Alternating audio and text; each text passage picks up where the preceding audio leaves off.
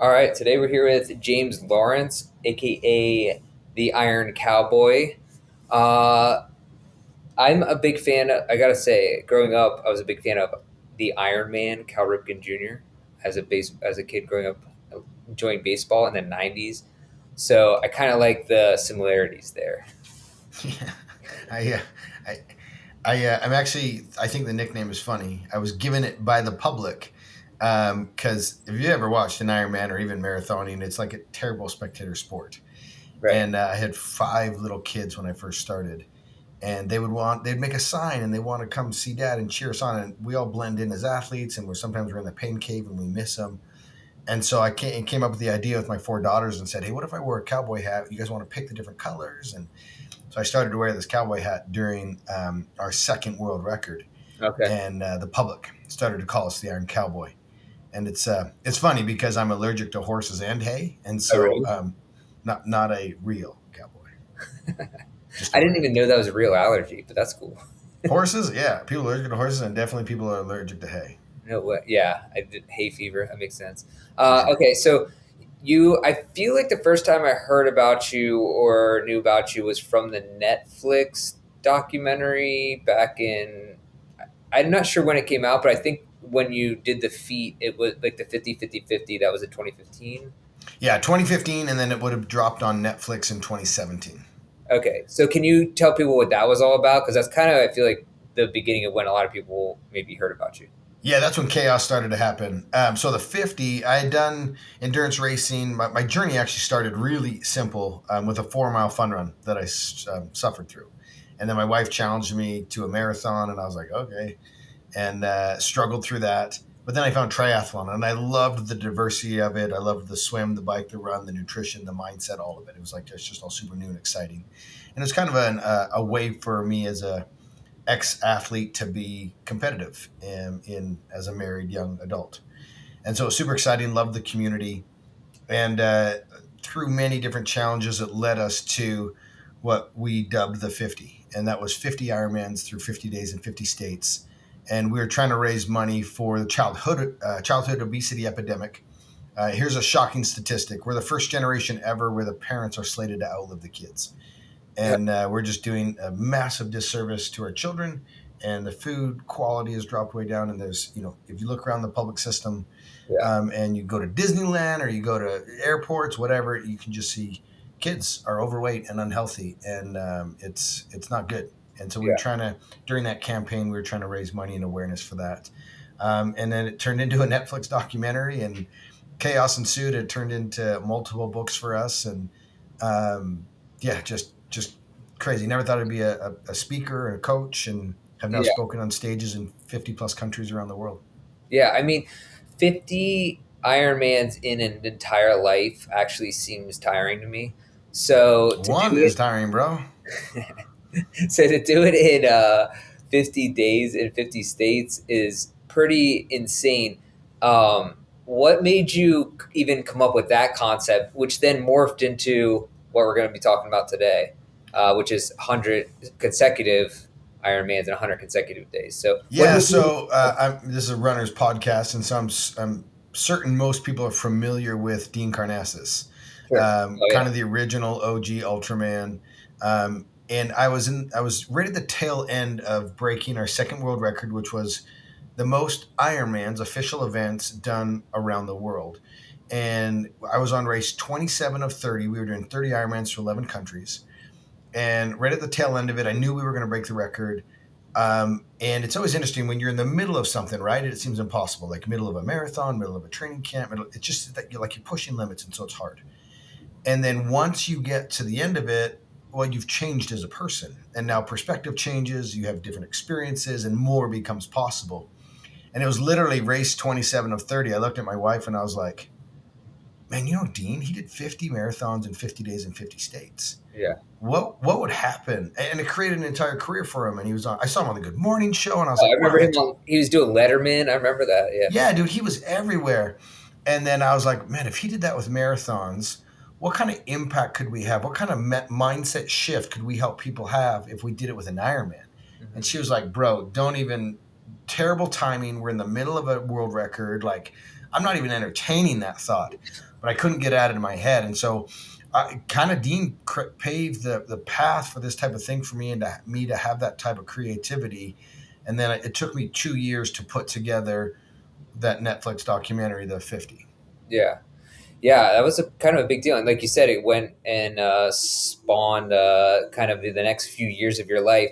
So then there's a little bit of space in between there. COVID hit.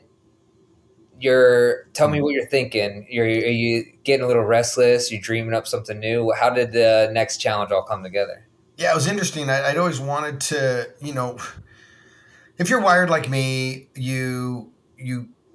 we make mistakes in life. Mhm. And people always ask me, hey, do you have any failures? And I only believe a failure is a failure unless you learn from that mistake and then make it better or make changes and make improvements. And I think that's how hopefully most people go through life, is they want to improve on a different version or a past version of themselves. And for me, we made mistakes on the 50. They're well documented in our first book, Redefine Impossible. They're well documented in the documentary that's now sitting on Amazon Prime. And I'd always wanted to redo the 50, but the logistics were crazy, and I was a different athlete. 5 years had passed. My kids were older. I've got 5 children. They're now teenagers in high school, have their own lives, very busy schedules. And then, as you mentioned, the pandemic hit. And as a speaker, as a coach, as an athlete, like, you know, overnight, calendar gets wiped clean, like it did for most people. But for us, everything I did was a public event, and so public things were wiped out. And I said, this is an opportunity. I said, this is it. This is my chance to redo it. But I couldn't travel. We couldn't displace the family again.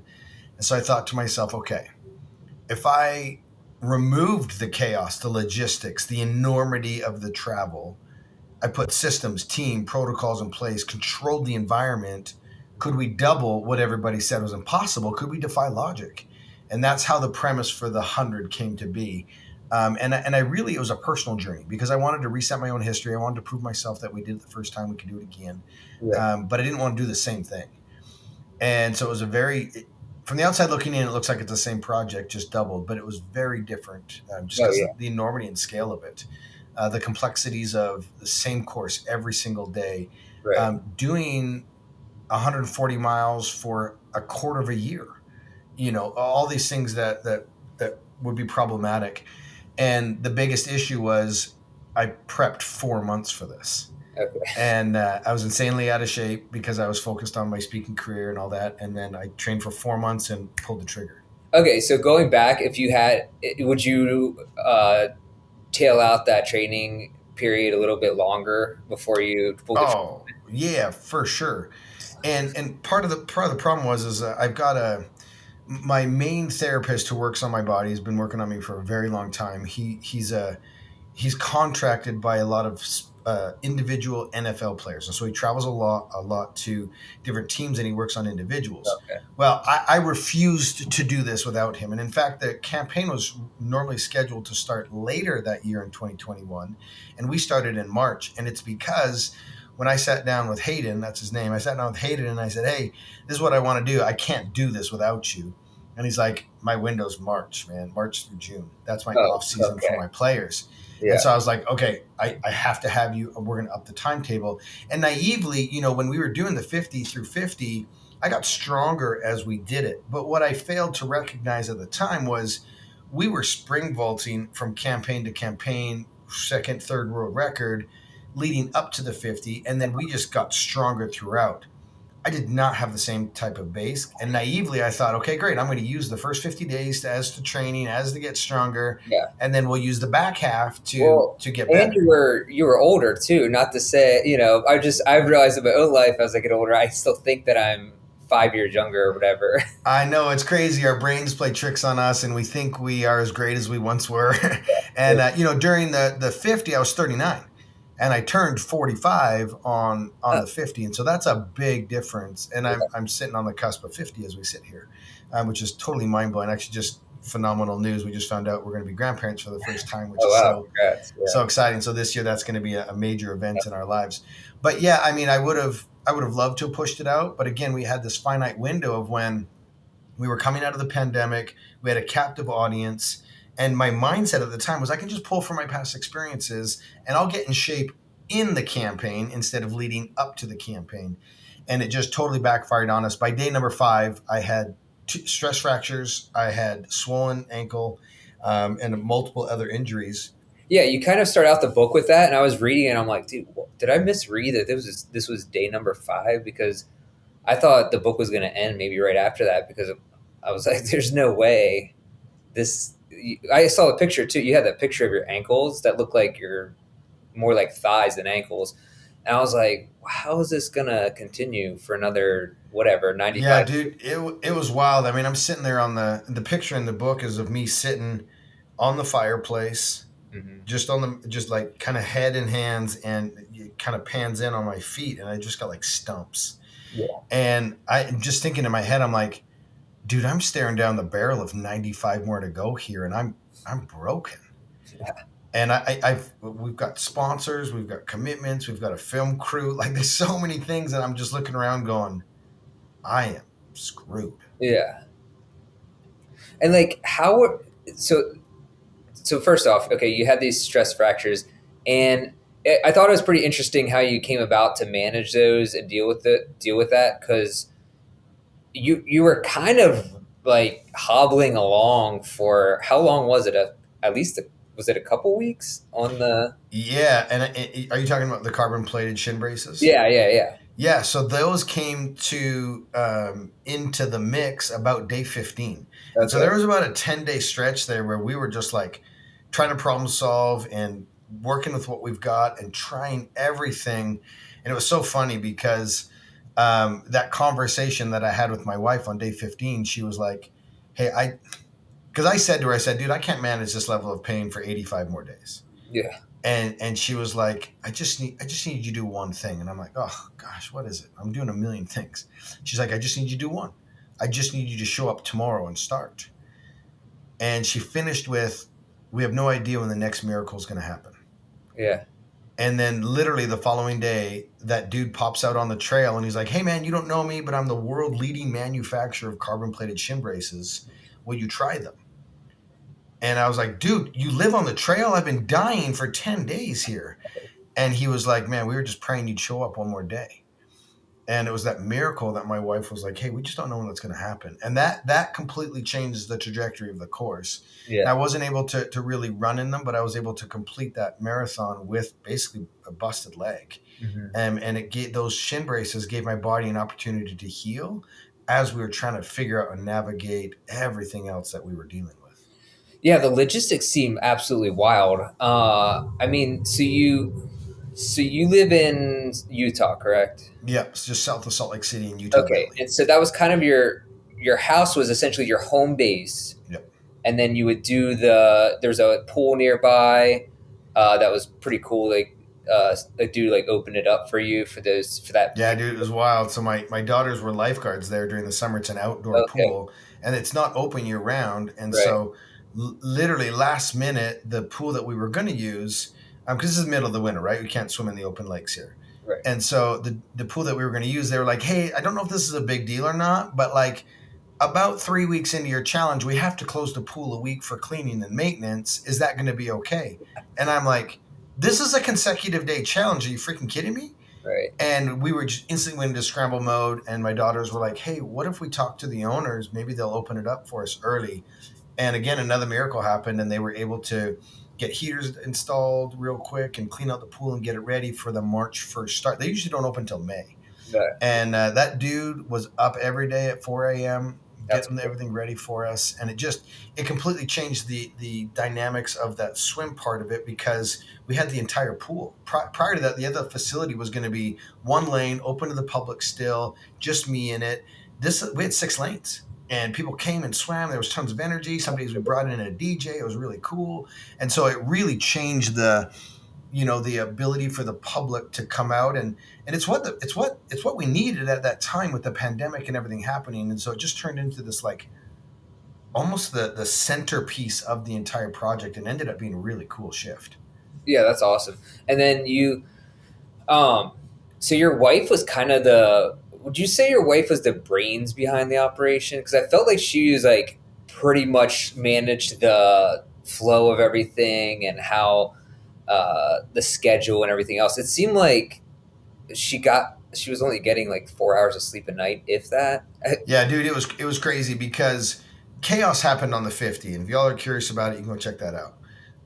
And she, for the 50, she was like, okay, this is gonna be great. You're gonna do your thing. You've got your team. I'm gonna go have fun with the kids in all 50 states. We're gonna do something Yeah, cool every single day. And then chaos ensued, and she had to take over. And so when I said the 100, she was like, me and the wingman, we're having a meeting, and you're not invited. And what came from that meeting was Sonny's in charge, and as you know, you picked up on that really well. She was the backbone to this whole thing. She ran this thing the best she could and tried to manage my emotions and my injuries and the yeah. campaign and everybody and the whole household. And it, in fact, that's something really cool that we're working on. It's going to be a feature film, and it's from Sunny's unique perspective. So it's Cool. the journey, but from her viewpoint, and so it's going to Yeah. be really really really cool. And so I was thinking about that too because I know you weren't getting much sleep. She wasn't getting much sleep. I'm like, if that happens to me on a normal day when I go for a 3 mile run, I want to like snap at my whole family. I'm all like, I feel so stressed when I get less than, I don't know, 6 hours of sleep. I can't even imagine how frayed your nerves must have been. I don't know, a Well, weekend. and I think that was, one of the unspoken amazing pieces to it, and speaks volumes to Sunny and her support system and Yeah. her commitment to the entire family and the campaigns that we do.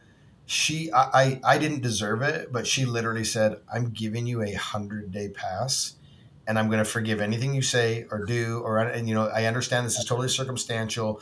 And she said many times, like, that wasn't my husband during those 100 days. Like, he had to go somewhere unique in order to accomplish this. Uh-huh. And we wouldn't be married today if I didn't get that pass. Yeah. Because you have a long Oh, yeah. training camp or whatnot in those last 2 weeks leading up to a big race, or anybody that's training for a marathon or whatnot, like, you get ornery and you get upset and you say stupid things and you're not yourself. And so imagine a 14 to 16 hours of physical activity a day, chaos, very limited sleep, camera crews everywhere, trying to run a household, and the dude's being a dick, right? Like, that's just the impossible scenario. And so I just have so much respect and gratitude for Sunny and how she handled all of it. Yeah, it's pretty amazing to have a partner like that who can really support you for sure. Yeah, so I, there's a few things I want to get into also about the whole endeavor. So one part I wanted to ask you about was I think this happened twice during the 100 days where you were so tired and so I don't even know what you had an out of body experience. Mm-hmm. Like, can you tell me about that? Because those are so interesting to me because I don't know, I've seen documentaries and read about those, but usually it's when you're, on your deathbed and they're like getting Yeah. emergency surgery. But Well, it's interesting. Right before this podcast, I just did a podcast with Stephen Kotcher, who wrote, I can't remember his last name, but he wrote the book The Rise of Superman, and oh, right. Yeah, the whole premise of the book is flow state. yeah, And we talked about that specific couple moments where I was in such a pain. I was in such pain and such discomfort, and I've now learned how to manage early moments of flow state and kind of check out when the pain is happening or we're in that pain cave, and I can bring in positivity and lightness, and I can disperse the negativity and pain and distract myself. But to get to the level where you can separate conscious and subconscious, and then it's almost like you're viewing yourself from an out of body experience. yeah, And he was fascinated with that, and he tells a story about skydiving and how he's able to do it. But that's the purest form of flow, and it was just really interesting. And so there was a couple very uh, intense moments where I was just in so much pain and I was so fatigued and I was incredibly overwhelmed. And you get into the headspace of catastrophizing, and then spiraling happens, and you're turning on your team, and everything is happening at the same time, and you have to be able to pause, ground yourself, and then make that separation happen. yeah, And it was just a very very interesting out of body experience that we do, that kind of a deep dive into that book and how that happened, and what it looks like. to kind of go through those moments. And so, yeah, it was fascinating for me. And I found too, I had a coping mechanism when I was getting close to that point. I would rotate my thumb through each one Oh of my yeah, fingers as a coping mechanism. And I knew I was getting close to, this was the first level of distraction. And then I could yeah. do that separation. That's interesting. I feel like I've done that thing before. I'm trying to remember when. I feel like it was in some weird stressful situation. Did that what exactly what you're talking about? Because I remember reading that in the book, and I'm like, I've done that before, but I couldn't remember when. That's interesting. Yeah. Um, yeah, that's man. That was a pretty interesting part. I mean, there's so many parts where I'm like, there's no way this is happening. This is continuing, but it did. I mean, the other one was, and I don't know. I don't want to give away like all the book or whatever, but there's a you can give it away. I'm not gonna. You can give it away if you want, but there was a part on the bike ride that was pretty far in to the challenge, and things went bad, Yeah. and that was like I felt Do you have like a that. question? Do you have a question around that? What's that? Do you have a question around it? I mean, I was just wondering what was going through your head when that happened. Yeah, this is actually good, and I'll totally talk about it.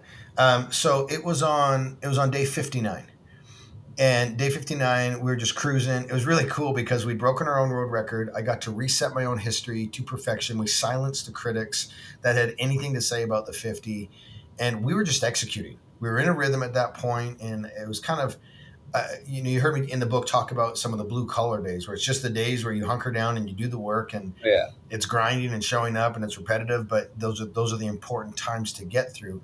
Well, on day 59, I won't go into all the details, but there was a big accident, and I was the center of that accident, and I get knocked unconscious. It was on the bike ride. I'm laying in the middle of the road. I've blacked out. I didn't tell anybody I blacked out. There was some assumptions that I had, and our team has what's called an ethos. And an ethos is as simple as this. It's what you stand for, black and white. And Aaron is one of the wingmen, and he was basically my protector out there on the bike. And he was doing all 100 of the 112-mile rides with me. Oh wow. And he's standing over top of me.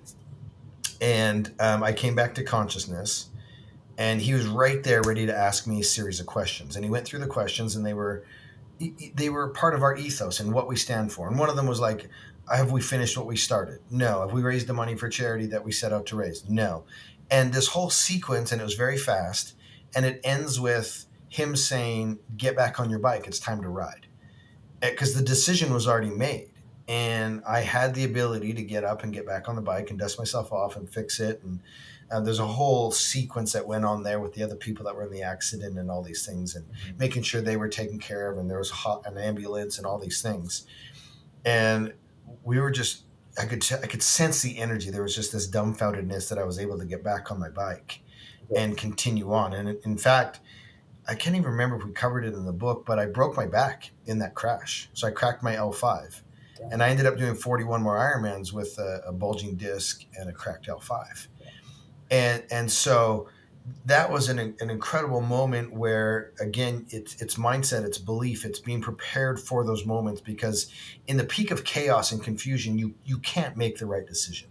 And so you have to be prepared with it. And that's why I love this book so much, is because we've injected a lot of things in there. It's not just a story.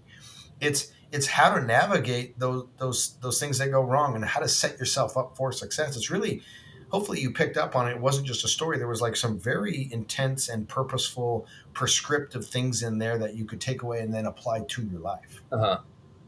Yeah. No, I feel for sure, especially, and I did like that section, the blue collar days, where it's just like, dude, you just gotta show up and do the work. There's nothing glamorous about it. It's just the days of showing up, kind of. Dude, it's so funny. People one glorify entrepreneurship. They glorify the success and the accolades and all that, but they forget the work and that foundational stuff, and the really non-sexy part of any journey of successful people that you just don't see, Right. because it's not talked about. It's not exciting. It doesn't grab a headline. It's not a social media post. Yeah.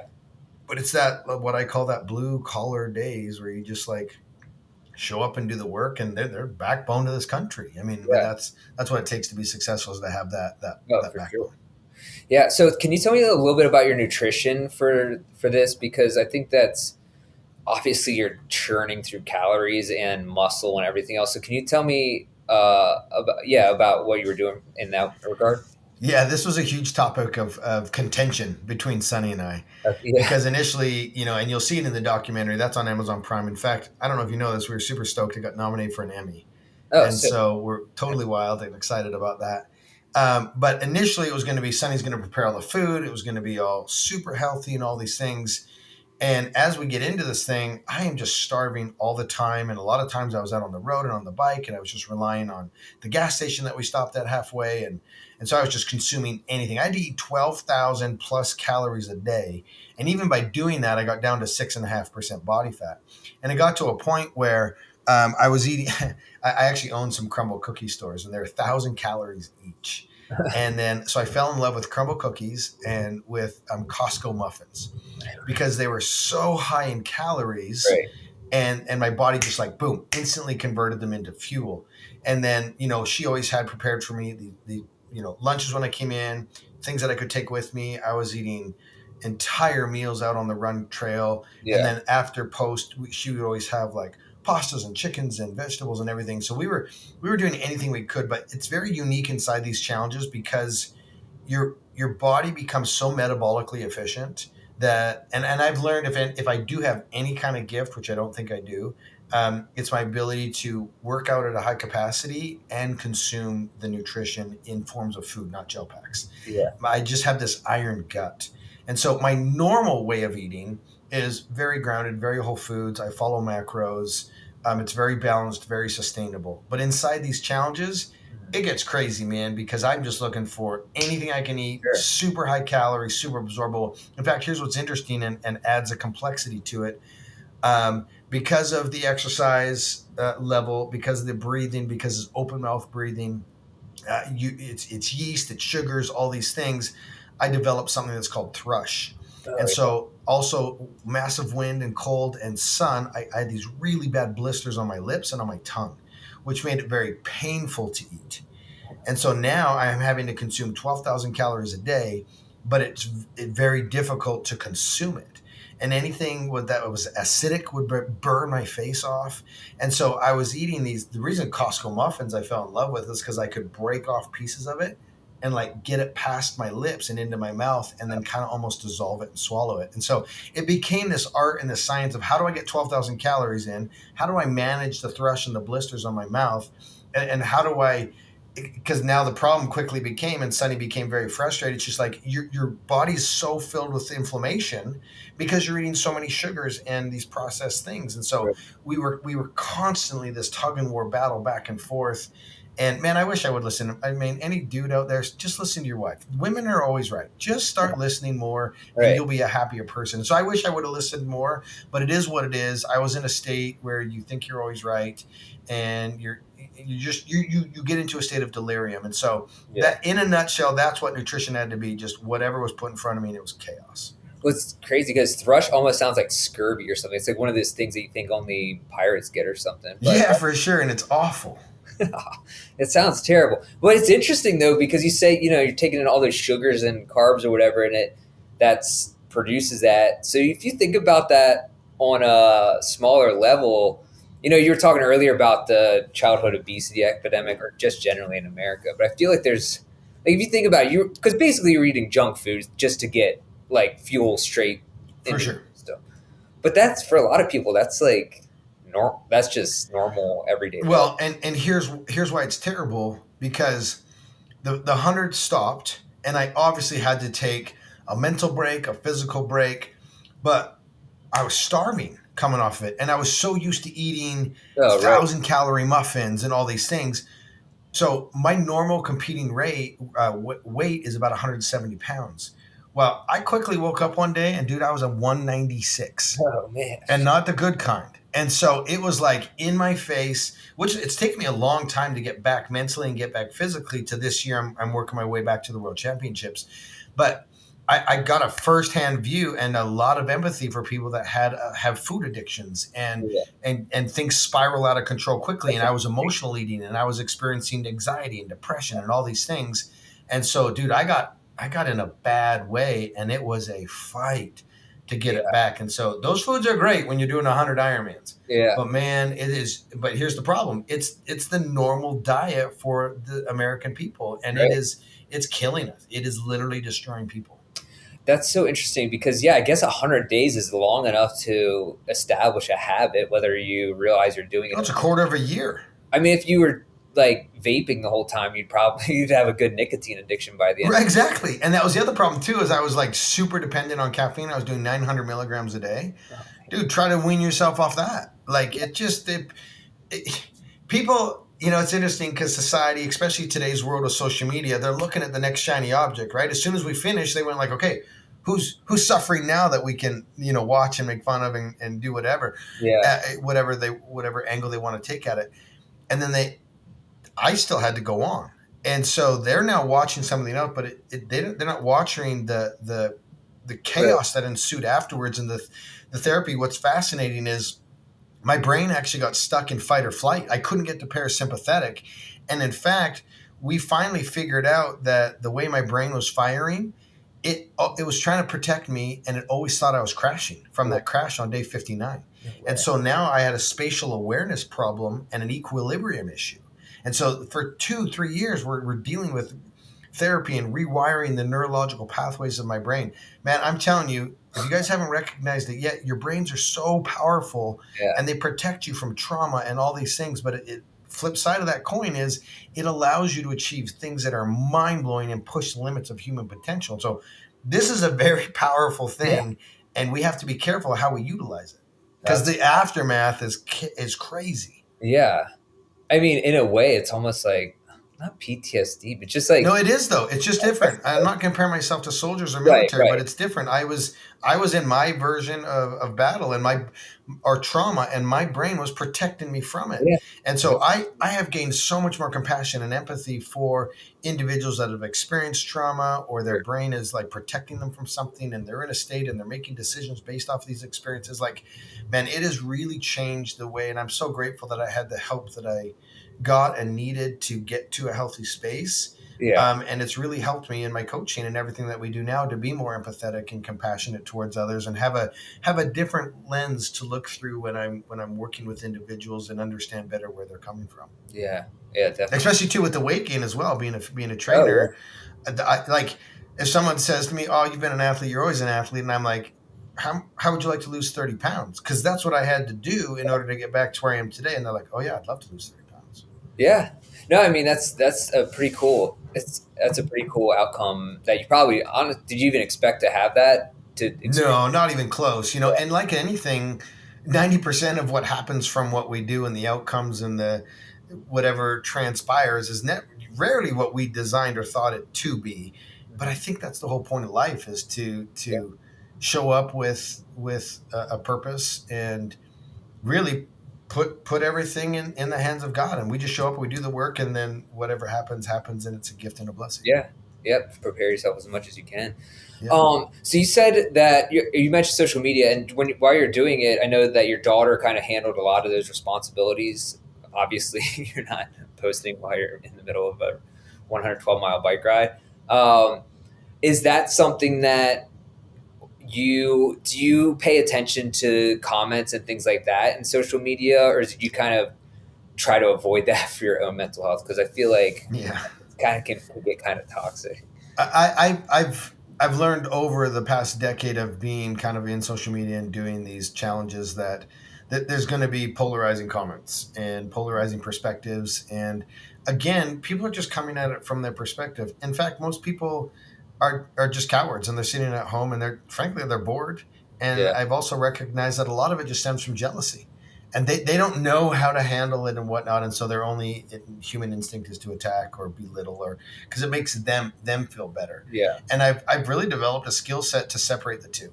And I can read through comments, and there's negativity in there and positivity, and I've developed this skill set where I choose to focus on what's great, and I know that positive impact is greater than the negative, Yeah. and I don't have to wake up um, with that negative notion. And whoever's making that negative comment, they get to be with themselves all the time, and in fact, I feel sorry for them. Yeah. And so I choose not to give them any power. and I choose to focus on the things that I can control. I know we're having positive impact, and I know this message and this book is going to impact millions of people, Yeah. and that's what I choose to focus on. And I frankly, I extend compassion and empathy for those that I don't even understand how somebody puts so much negative energy into something. I always find myself thinking, man, you would be so powerful if you took that same Yeah. intensity of negativity and put it towards anything else good. Yeah. And I have a hard time wrapping my mind around that. But long story short, I choose to focus on the good, the impact, because I can't afford to be distracted or derailed because of these Yeah. clowns. Oh, totally. Is there anything that if you have critics, is there anything that they get wrong about you? Oh yeah, I think it's so funny. Like one of the biggest ones early in the journey was like, I saw this thread where people were like, "This is child abuse on your kids, and you're subjecting them to 50 days in a motorhome." And I'm like, dude, my kids are having the friggin' time of their lives. And in fact, now that we're on the other side of all these things, and my kids are age, I've got two married, one's going to go on a church mission. Their age is 15 to 22. Hmm. And if I objectively take a step backwards and I contrast my kids versus the general public of kids, Oh yeah. like the current standard of excellence for a kid is if you show up, you're excelling. And my kids are like, dude, I'm going to take your soul. Like, it's so cool to have watched my kids grow through this because they got a front row seat to suffering and sacrifice and teamwork and discipline and community and fun and family. Like, they loved it. And so, if I can say the public got something wrong, it was that we were like doing a disservice to our children Yeah. and child abuse, and they were taking their childhood away. Dude, kids are products of their environment. They don't know any different, and they had an absolute blast. Yeah. They Also, love being in the documentaries. My yeah, daughter still works for me full time. She's that's 22 cool. year olds and runs my entire brand. Oh, that's And so awesome. you tell me that was a disservice, I'll fight you on that one. Yeah, I mean, it's not like they were 5 years old and running a marathon every day. No. It was awesome. It was cool seeing them. When they did join you on some of your runs or bike rides or whatever, and having them finish it out. I thought that was pretty awesome that they got to be a part of it too. Yeah, and that was I think one of the things that was cool is we let each one of our kids, we have five, and we let each one of them participate as much or as little as they wanted, Yeah, and then show up in the capacity that they wanted in whichever area or category. It wasn't like you're doing this your and you're work at doing the aid this and station. you're Yeah, doing, yeah, exactly. And so it was really cool because they wanted to be there. They chose where they wanted to yeah, interject. And then they still, because of the 50 was very different. They were much younger, but they were having a blast. They were doing something cool in every state. But yeah, the 100, they were still living their lives. Like I was doing 14 hours, 15, 16 hours of work a day. They were going to school. They were going on dates. If you watch the documentary, there's one moment where my two oldest girls come up to the run trail. They're in their prom dresses. We stop. We take some really cool pictures. They go to the dance. It was just really cool. Their lives weren't disrupted. In fact, yeah. they thrive in it and they love it, and they like I said, they got a front row seat to so many different things that I believe has developed them into amazing humans. Did you feel like time was different after you did that? Like when you finished, did you feel like the time that had elapsed was different than normal time? Does that make sense? Oh yeah, time gets so distorted in Yeah. those moments of suffering. And even now today, like my wife and I have multiple conversations where we're like, wait, did the 100 even happen? Like, did we do that? Like, was that a thing? And I'm like, hang on, let me check social media. Yeah, that happened. Like, we did it. Hey, oh yeah, okay, the documentary is real. But it's Yeah. crazy because you get into these like terrible analogy, but trenches, and it's just like go time, and you do the work, you do what's required, you power through it, you problem solve, you figure out, you band together, you cry, you laugh, you do all these things, you feel every emotion, and not when you're in the middle of it, it feels like 100 years. And Yeah. then we're coming up on the 4 year anniversary of it. And I'm like, what? Wow. Where did that go? My daughter just said, hey, Dad, we got married last year. We're having a baby. I'm like, what? When did this? Like you were 12. What Right. happened? Yeah. Man, that's wild. Yeah, I feel like some of those things, and even I think about this because if we go on a work trip or something, I'll be gone for even 5 days, and I'll come home. I'm like, I feel like my kids look different. And I'm sure that was even the same situation for you, and because, like you said, your work was basically 16-hour days. And I'm sure you saw them in the morning or something like that. But I bet at the end of that, you're like, what? Where? Trying to get your bearings straight. Well, you want to know what's super crazy is I now get to go around and share our journey on stages around the world, spoken in 50 plus countries. And I'm watching the videos and the pictures that we're showing and through storytelling. Oh yeah. I'm watching my kids grow up in front of me Well, in this hour. And the audience thinks I'm getting emotional because of the story that I'm telling, but I'm getting emotional because, like, holy hell, my daughter was just 6 and now she's 12 and now she's 16 and now she's married, and I show the final picture of my family and I announce they're having I'm going to be a grandpa, and I'm just like, oh my man, it gosh, sounds like it's a like, country song. Yeah. yeah, I'm like, what happened? I blinked and I remember holding my daughter in my arms when she was first born. And Yeah. so, man, if I can counsel any parents and whatnot, like, just be okay with the chaos and the crying and the toys and stepping on Legos and cussing them out. And, like, it's a cool place to be because it's just like you're only ever in college once. You're only ever a dad of a 6-year-old once. You're only ever a dad of a 12-year-old once. And so you're gonna grow, you're gonna old, and they're gonna move out, and you're gonna all of a sudden you're gonna be, man, I miss I miss that chaos. I miss the 15 kids and 12 girls screaming their heads off in my home and the tears and like, I miss it. Yeah, man. My kids are 6 and 8, so I feel you. It's like Don't blink, brother. I know. It's like one of those things where you're like, man, I know it's gonna go. I mean, I already And have, I'm sitting here and I can see the gray here, and I'm gonna be 50 next year, and I'm like, holy hell, what right? happened? It's crazy.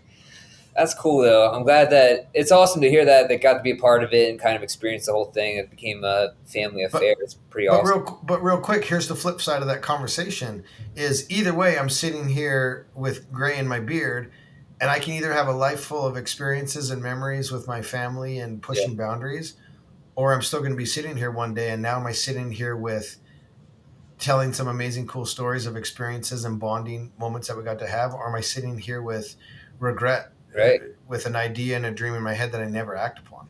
Yeah, Like that to me is a worse torture than talking about some of the bad moments and the chaos and confusion and the accidents and oh, all yeah, these things that have molded who we are today. Like, what type of moment do you want to have when you're looking in the mirror with the gray beard and going, have I lived a life full of experience, or have I just, like, kind of skated through in complacency and mediocrity? totally. Well, let me ask that then. If someone's listening and they're thinking that, man, I have this thing in my head I've been thinking about doing or something. Do And it. they're just like thinking through all these, obstacles that they can't get through, and they just keep kicking the can down the road. What would be your advice to them?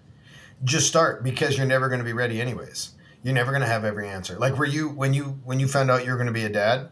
Were you like, oh, I know how to be a dad? No. No, you figure it out along the way, and the baby comes out, and you're like, okay, I don't know what to do, and then you figure it out, and you're growing together. Like, your first time dad, their first time baby, your first time dad, their first time toddler. Like, you start to grow together on this parallel line. The same thing is if you've got a dream, desire, and passion, like, you don't even, it's like we talked about before. It's going to morph into something totally different than you ever thought it would be. I didn't think I'd be doing any of this. I didn't think these things never were in my mind.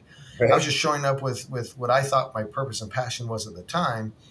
And that's my advice: is you just do it. Just go start. Have a game plan, have a destination, and then be open to where the river flows and how you're going to get there, and meet people and talk to people. Open doors. Some of them are closed. Different, and that's the whole beauty of life. And it's totally cliche, and I hate saying cliche things, but it's about the journey. Yeah. I look back and I'm like, man, I miss that grind. I miss that hustle. I miss those moments. And so I'm always trying to, like, continue to push myself in different areas of my life. And I feel I've sacrificed or suffered to my satisfaction. And I'm trying to push myself in other areas of my life, be parenting or business or whatever it is. But I'm continually showing up and trying to find new levels in anything that I do. Yeah. Yeah, that's awesome. I know what you're talking about, missing the grind, man. Like sometimes, I mean, 'cause we're doing. I'm talking to you. We're doing pretty okay, but like, there's a part when you're starting out. It's like the grind is. Yeah. It sucks at the time, but it's so nice. But it's like you learn so much. It's like there's a nostalgia for it. Well, and looking back on it, how exciting was it to, like, try to figure things out, and you're working on logistics, and Yeah, yeah, okay, I've got this idea, is it going to work, and that didn't work, and that sucked, and I lost money there, and okay, I won over here. That's the whole point, man. And I think the purpose of life is to make mistakes, oh yeah, and you have to make errors and failures that lead to the successes. Like, that's the only path to it. And so, if you're, again, back to the original question, like, if you're sitting there going, should I, could I? Yep, you can. And the only way to find out is to do something and just to show up every single day. And next thing you know, you wake up and you're like, oh man, I've got a successful podcast. And I'm like, holy shit, I've got 2 books and I'm a documentary. We've got a movie coming out. I'm just like, what? How'd that Right. happen? Yeah. Oh, I know. I just showed up every single day. Yeah, I mean, and that's what same thing. Basically, you said I always try to tell people it's just who always ask me about whether they want to do YouTube or a website or writing. I'm just like, you have to start. Like, it's gonna suck at first. Like, it Yeah. probably like it's all, everyone sucks at whatever they do at first, but you just learn from it and you figure out. And yeah, like you said, doors open and things happen that you never even saw coming. You couldn't plan for it. It just happens. No, and along the way, how many cool people do you meet and how many Oh yeah, relationships you form and how many experiences you end up having? And then all of a sudden you look back and you go, huh, that's my body of work. I yeah, did that, and I'm super right. proud of it. And then you look over here and you're like, holy crap, that's so much more things I get to experience coming up. And Yeah. I'm gonna dive in. I'm gonna figure it out. It's called life. Yeah, it's pretty awesome. Well, dude, I know you got to get going here soon, so I don't want to keep you too long. But thanks for coming on. Your book Iron Hope comes out January 20th. Is that correct? January 21st. Yeah, so hopefully this drops before then. Check this out. If you're an author or if you're not, you got to know that pre-sales really help us out. We're trying to hit New York Times bestseller, help a brother out. I'm telling you, this will change your life. It'll change the way you think. It'll help you start winning those conversations in your head. The documentary, it's on Amazon Prime. It's called Conquer 100, nominated for an Emmy. Let's go. We're just breaking barriers. So thank you so much for having me on your show. I really appreciate it. Anything I can do for you or any of your listeners, reach out, man. I do all my own social media. I engage Cool. with all my followers and people that want to ask questions. So appreciate you, brother. All right, man. Yeah, for sure. We'll put the link in the description for the book and everything. Thanks for coming on the show. It's good talking to you, and excited to see what you do next. Awesome, man. Let's do All it. right, take care. Peace.